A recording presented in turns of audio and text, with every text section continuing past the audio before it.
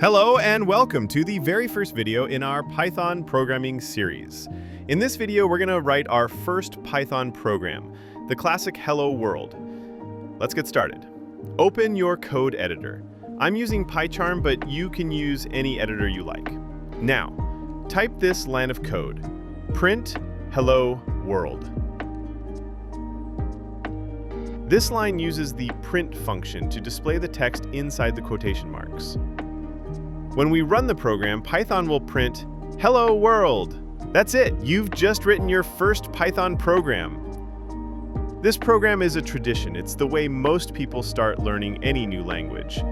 In the next video, we'll learn about variables and data types in Python. If you found this helpful, please like, subscribe, and hit the bell icon to stay updated. Thanks for watching, and happy coding!